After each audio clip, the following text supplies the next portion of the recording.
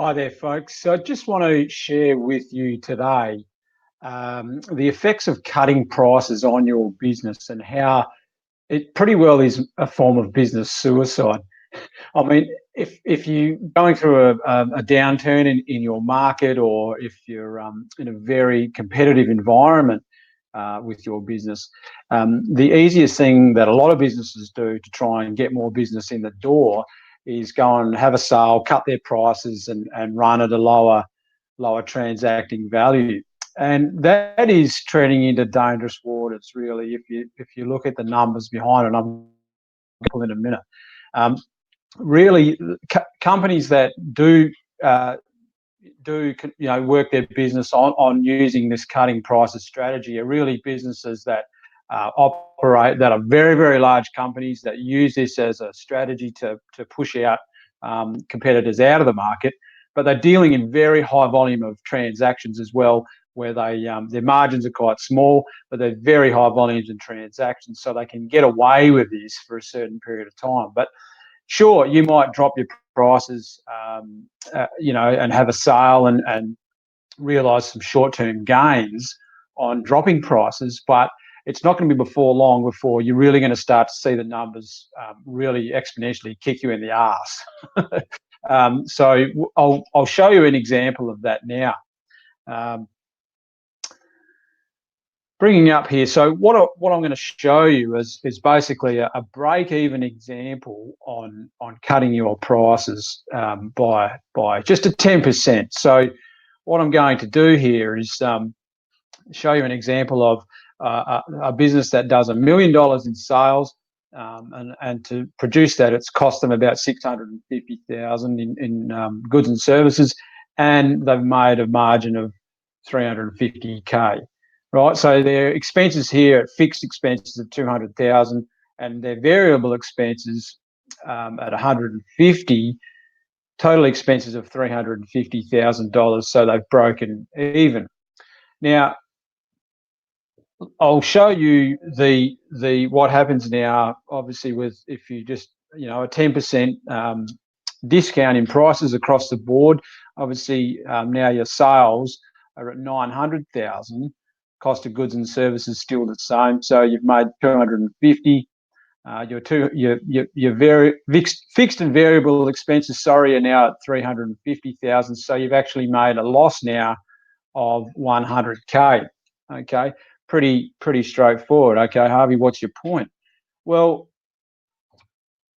I want to show you the effects now of what's happened and what you're going to need to recoup to make up for that 10% discount, right? So for us to get back to breaking even again, right, we've actually got to go out there now and produce 1.8 million in sales just to get that back to breaking even, right, back to zero. Okay, so to produce that 1.8 million, we've now got to go and produce more. So our costs of producing that are now at 1.3. Our gross margin at 500. Okay, we think we've made a few dollars, but our fixed expenses are still the same, but our variables have now increased quite a bit. So our total expenses are now 500K. So we've actually got to go out there and produce a hell of a lot more. In fact, nearly double what it was, because we've just lowered our prices by just 10%. We've now got to go and produce double the amount to make up for that. Okay, so in review, we've jumped the gun here a bit, but now let's have a look at what it would mean if we increased our price by 10%. Okay, so you might say, oh, well, I want to look at the other side of that. So let's increase our price by 10%. Sales are now at 1.1 million. Our cost of goods and services was still the same as before, so it's 650. We've actually got a margin now of 450,000. Fixed and variable expenses at 350 total. So we've made 100K, which is excellent, right? Now, okay, so you'll be saying probably to yourself right now, well, okay, I've increased my prices. Well, I'm probably going to lose clients out of that, okay? And yes, you're right, you probably will lose some clients. But in order to compensate for that, you would actually need to lose a third less, or 33.3% of your clients, in order to compensate for that 10% increase in sales, right? So it's very highly unlikely you're going to lose a third of your clients. In fact, I think the most I've seen is around 3 to 4% of clients that you would probably lose because you've increased your prices by 10%. And you know what that is? They're probably your worst clients anyway. They're what I call transactional buyers. So they will go from company to company because they've got the cheapest price and they don't really care about the value. So if you focus your efforts on transactional buyers alone, which is what you're doing anyway, if you're deciding to decrease prices and have a sale, you're going to attract the wrong type of clients, and that's what those transactional buyers are. They just chase price. Okay, so you would need to lose at least 33% of your clients, so in order to compensate for that. So on the flip side of that, if you decreased your prices by 10%, you would actually have to produce or sell 33.3% more. Okay, so like we explained in the previous slide, to make up for that. So I hope you've followed me along there, but just to show you the amount of on how big an impact just a small 10% decrease in prices has on your bottom line is actually exponentially huge when you actually crunch the numbers and actually work it all out.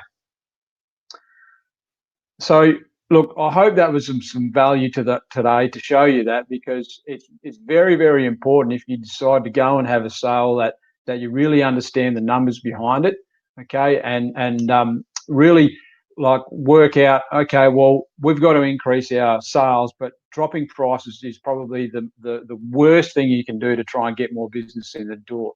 In fact, if you would like information on ways to get business in the door, well, you can actually grab a copy of my latest book, Business Success Secrets Handbook. I'll bring the address for you up on the screen now at buildbetterbusiness.com.au.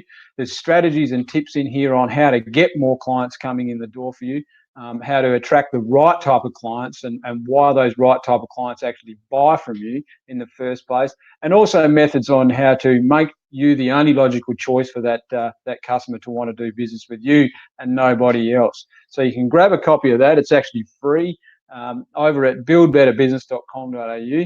I'll pay for the book if you pay a little bit of postage and handling, and it's a must-have for business owners that want to succeed and prosper. So I hope that's been good for you today, folks, and look forward to give me some feedback, give us any comments and a like down below, and look forward to hearing from you all soon. And I will definitely reply to any messages that are there as well. So all the best, and we'll talk to you soon. Catch ya.